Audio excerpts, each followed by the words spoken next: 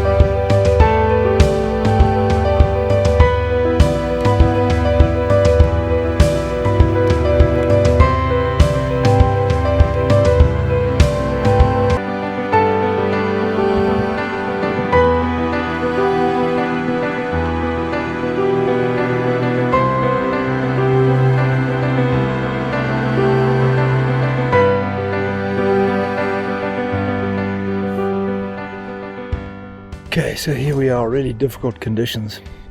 It's almost a dead calm, there's hardly a breath of wind.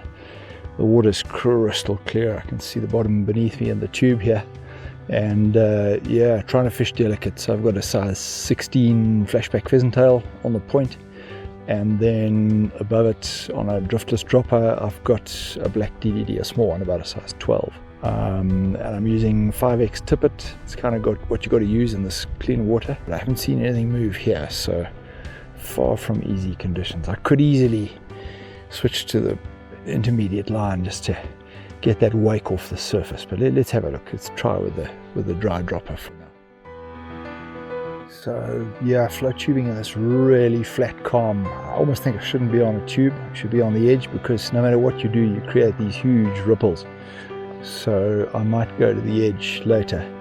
Everything you do, whether it's wriggle in the seat of your tube or make a cast, seems to create this great big bow wave. So not ideal conditions.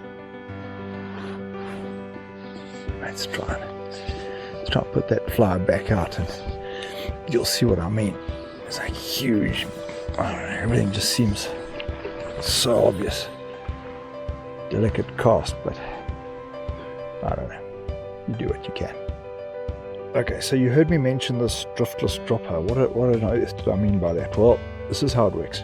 So I've got a tippet ring there, okay, and tied off that tippet ring is my point fly, which is tangled up. But anyway, it's about 2 foot away off that way, and then I've got a piece between 2 tippet rings, which is about that long. And between them I've got a 3rd tippet ring. And if you look at that, that's the dry fly sliding up and down between the 2 tippet rings. Okay, now fish has just risen over there in this dead calm. I was about to take the dry fly off. Not a big fish, but let's see if we can tempt it. It was right there on its nose. Surprise, just rose right next to me here while I was explaining my fancy dropper. Come on, fish. Okay, so where was I? Sorry, rude interruption from a fish. So where were we? Yeah, okay, so a tippet ring there, and a tippet ring there. What's that, about 2 foot apart? And in between it, another tippet ring that can slide up and down. And there's my dropper, in this case a dry fly. It's a black DDD, and it slides easily. Now the idea behind this is that when you're casting, your dry fly and your point fly, it's my little flashback, are quite close together. So you can get a nice neat loop and you're not getting a hinging effect. Sometimes I tie this just like 6 inches under the last tippet ring. And then the point fly drops in the water like so, and the wind or the current, as the case may be, wriggles this and wriggles and wriggles and wriggles. So your point fly gets to sink deeper and deeper and deeper until it hits that stop point. and then you've got a fly dangling underneath a dropper at a deeper level. So that's the idea. But when it's flat calm like this, there's not enough wind to jiggle this and pull it down. And if you put a heavier fly, it pulls the dropper down. So you got to fiddle with it and get it right. But for now, I'm going to change to an intermediate, because this is just too dead calm to be having a dry fly and a dry fly line making a wake on the surface. So let's see how that goes. They'll probably start rising as soon as I change to the intermediate. Okay, so what did I tell you? As I reeled in, a little bit of wind came up and two really good fish rose, one of them within casting distance. So put the dry dropper straight back out again. Let's see what happens. See that breeze? It's coming from the east, which isn't great, but I'd rather have this than the dead calm.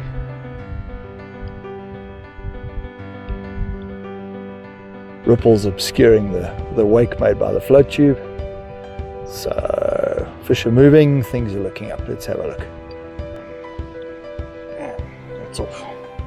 Just took the point fly in the waves there. Has it broken me off? No, still got the fly on. Okay, let's give that another try. That's a good sign. Rightio. That's a good sign. Not a big fish, but and it just came off. Took very softly. Anyway, sometimes they come off. Okay, so they're just enough fish moving to keep it interesting. Every time I'm about to change to an intermediate line and take off the dry fly, I see another fish, and I've cast to a couple with no joy. There's just been one that showed its dorsal there. Managed to get a fly right on top of where it was. It's got two choices. It's got the flashback pheasant tail at the bottom and black DDD, guess you could say a terrestrial imitation on the dropper. And I don't know what you can pick up on the camera, but I can just make out the DDD. So I've got it in sight.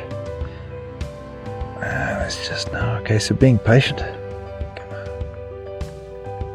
You know you want it. So that fish has shown its dorsal again.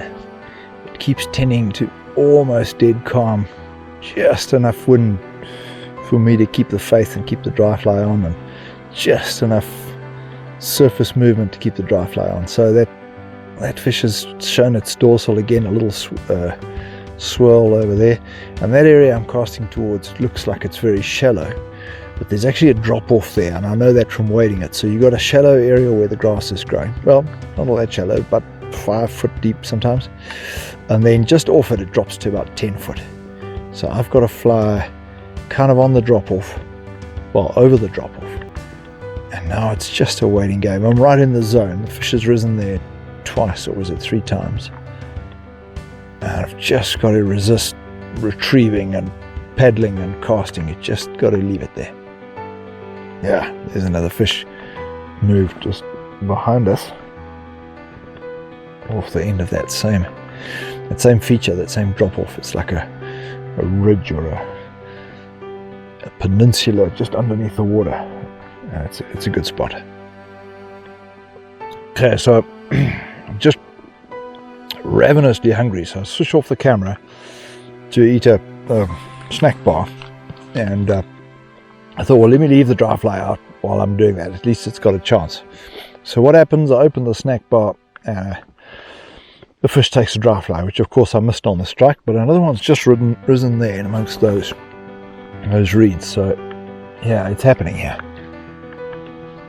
But I've got to eat them, so damn hungry. I'm trying to do 2 things at once and doing them both badly. Oh, there's a fish. There you go. That's off the end of my rod against the reeds. Moved just under the surface. Oh, that was good. I needed that. Right.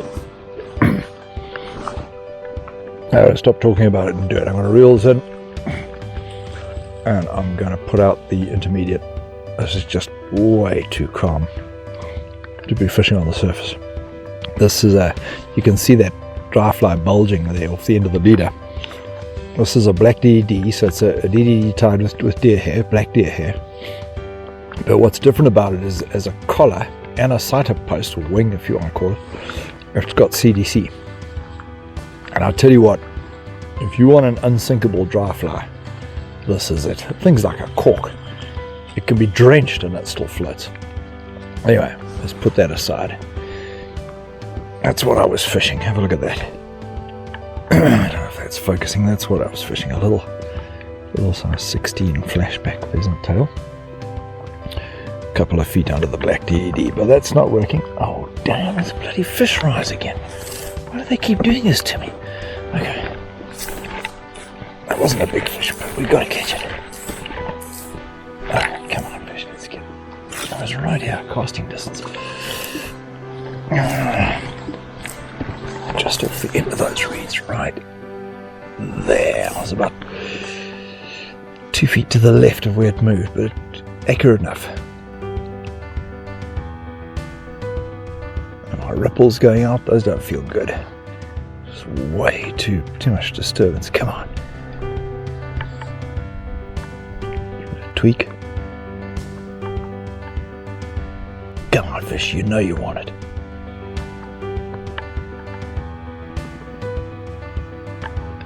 Two dishes on the menu. You could pick either one.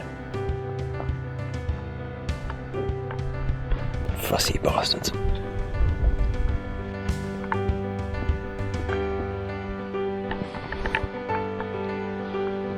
Oh yes! Thank you very much. And it looks like a good fish. Oh yeah, it's pulling all the line. Oh yeah. Oh yeah. We're onto the backing. Oh yeah. Oh shit, it's still going. I'm gonna have to follow this fish. Oh my god.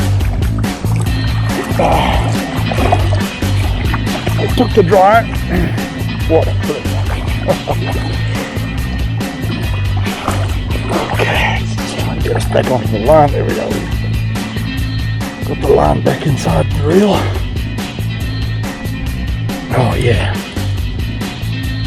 That looks like a good fish. Judging by how it pulled, there it is on the surface. Oh yeah, oh yeah.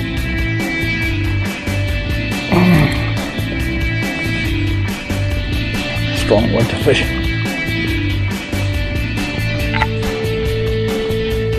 Oh yeah, shaking its head like a codfish. Oh yeah. God, they're strong. Oh man.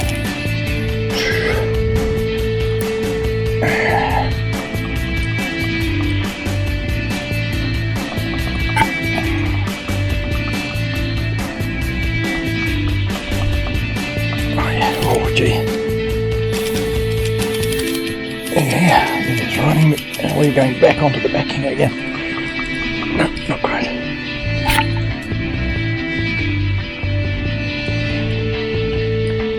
This is why we do it. Oh, it came up, but I thought it was going to jump. Oh yeah, it's coming towards me. We're getting it right in. From the backing straight to the leader. How's that? It's not a very big fish.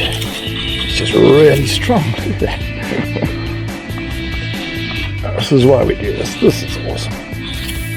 There it goes again.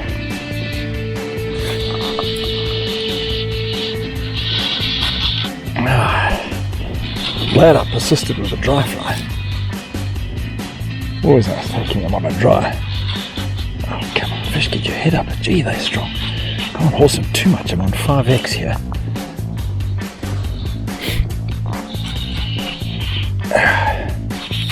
Oh my goodness, yeah, it's going again.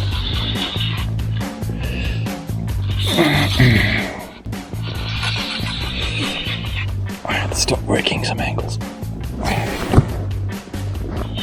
Oh, you like that.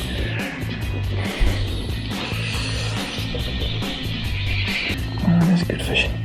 Oh, it's coming out right here. There we go. This is good there. Where is he?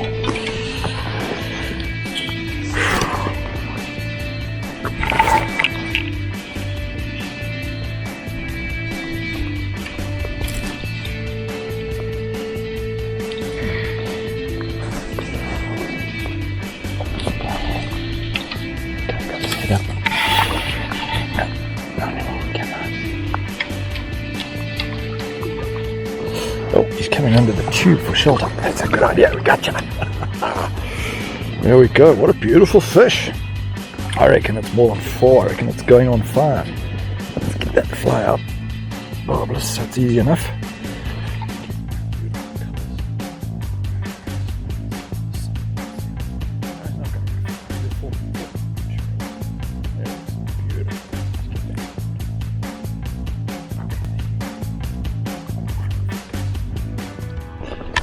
Well, that was fun. Let's see if we can do that again. There's a fish rising behind me. Let's just drive the dry fly off and persist with it. One more thing. Have a look at what this fish regurgitated. Let's get that. Alright. Regurgitated that minnow. So that's about a size 4 hook, size 6 hook.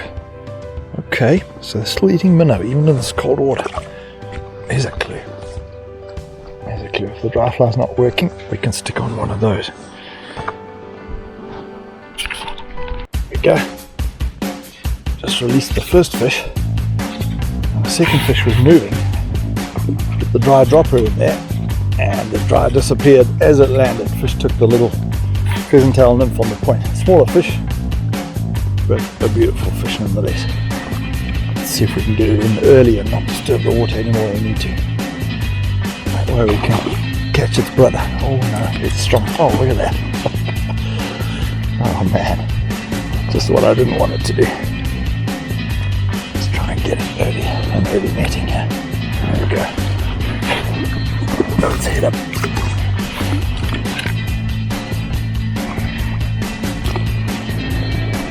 There we go.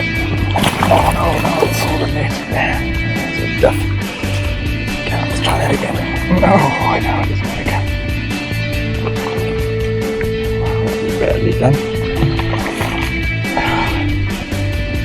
Suddenly found its strength. So I'm going to keep its head up. Swing it round. There we go. Okay, strong fish. Let's get the fly out. Just get that little barbless hook out. Get it out the way. There we go. About, I don't know, what's that, about 2.5 pound rainbow?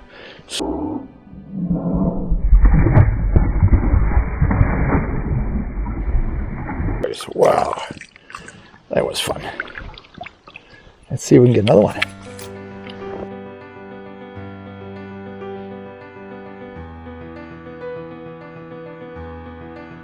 Okay, so really surprising here. It's almost dead calm. I keep making these big ripples with the float tube, but there's been some action. Put the dry fly out to our left here just now, and yeah, I don't know what happened. A fish bulged and it careered off like as though I'd hooked it, but I hadn't even struck yet. And of course, when I struck, there was nothing there. I suspect it took the fly and felt it in its mouth and then spat it out. So given that spot a bit of a rest, re-dried the dry fly, and now I've got it right out there in between the reeds, a full cast length away, and I've found a great spot to hole up because I've got weed all around me, so my feet are relatively well obscured. Oh, there's a fish just risen off to our left. I'll resist the temptation to pull the fly out of the zone I've got it in. Just leave it there for a while and just see. Here comes the breeze again. This is interesting fishing. It's not dull by any means. These fish are very strong and they're up to 4 or 5 pounds, and I'm fishing 5x tippet because the water's so clear, and I've got the fly between the reeds in the shallows, so yeah, it could be interesting. It could be very interesting, but we'll see. Okay, so I've probably messed that area, fished it to death, so I've eventually put on this intermediate line, and because a minnow spilt out of that last fish, I'm gonna fish that. It's an upside down pattern with an eye and a belly. It's a really accurate imitation of the minnows we get here. So we're going to throw that out in some deeper water just off this weed bed and see how we do. This is 4x, a little bit stronger than what I was using just now, but let's see. maybe the fish will go for this.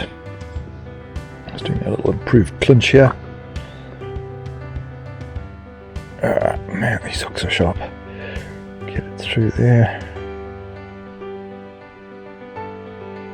And back through there. And put some saliva. Pull it tight. Test the knot. Feels good. Just get some, wet the fly. Get some saliva into it. Alright, that should sink. Okay. Let's see.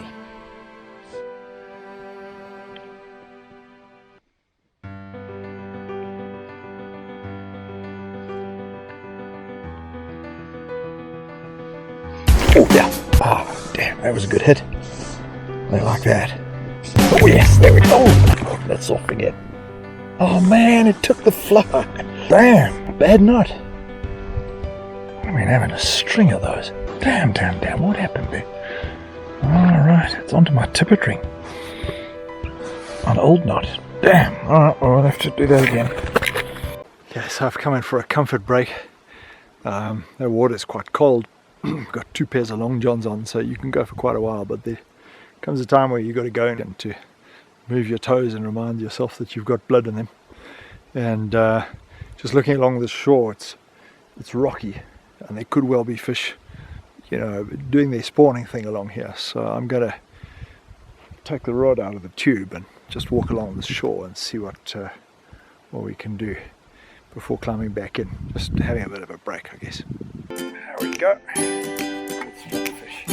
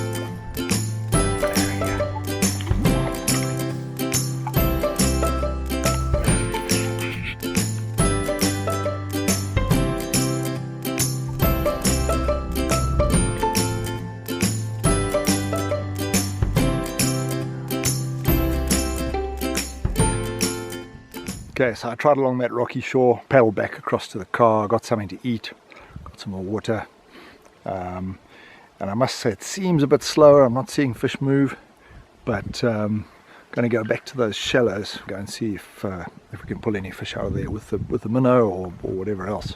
So about to relaunch the tube, and let's see what happens.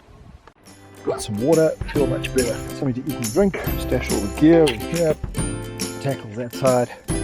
We put one rod in the vertical rod holder and hold on to the other one. Some flippers. There we go.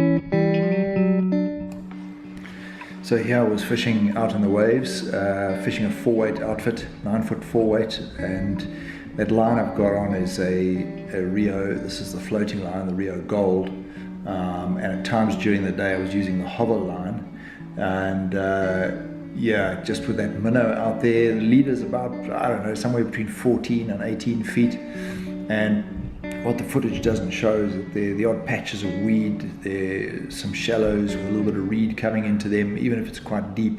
So fishing over structure quite a lot of the time here. It's a spot where we've done well in the past, and it's a good place for the fish to come in and get food. Looks deep here, but there's actually quite a lot of shallow water there. Sort of 4 to 7 foot, I guess. It varies quite a lot. Very productive piece of the lake, and good few hours spent out there, mesmerized by the waves and enjoying the fishing, but not altogether productive.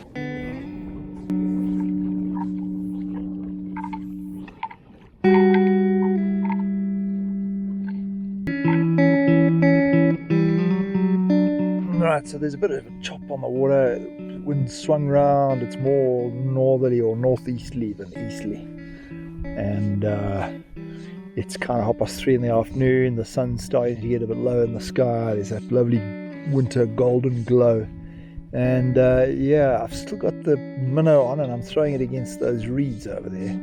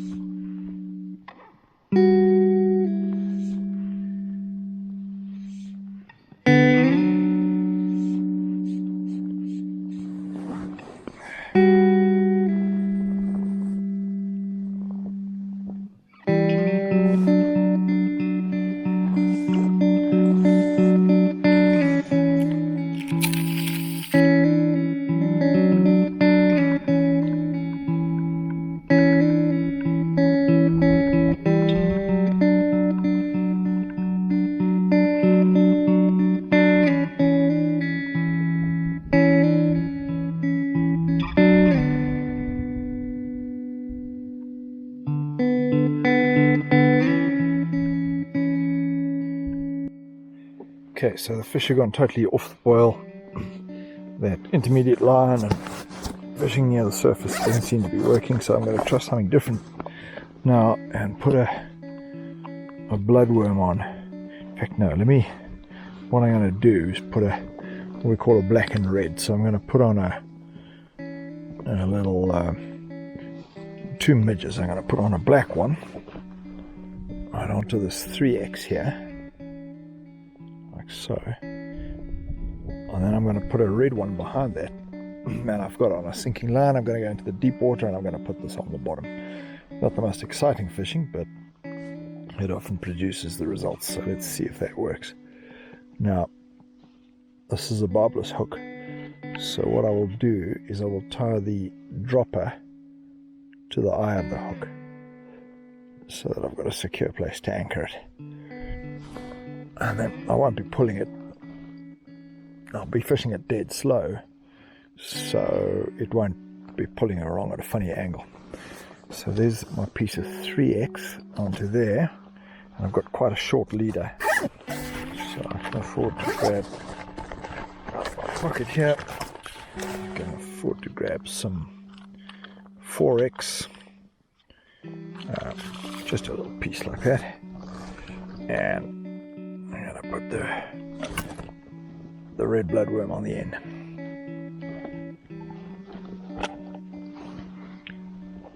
So there we tie through the eye of the hook.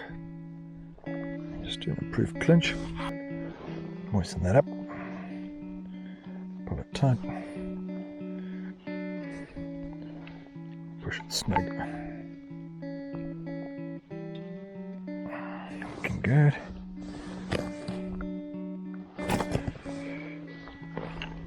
Let's get a red midge out of here. I reckon one of these. That's what I'm after. Just a simple red midge.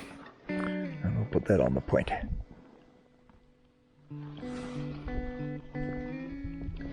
Right, we are good to go. Let's toss that up there and see how we do.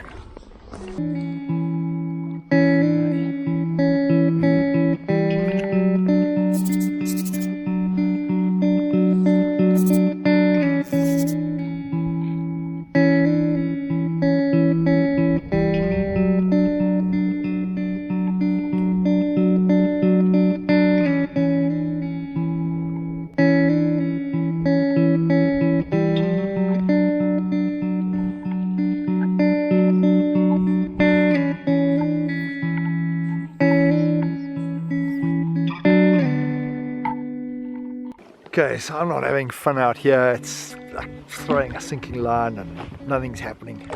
No fish are moving, so I'm going to go in and have a cup of coffee, keep the dry fly rigged, and yeah, if a fish rises I'll throw to it. Otherwise I'm going to go get out of this icy water and go and warm up. Got my fish this morning. If I get any this evening it'll be a bonus, but right now coffee seems like a good idea.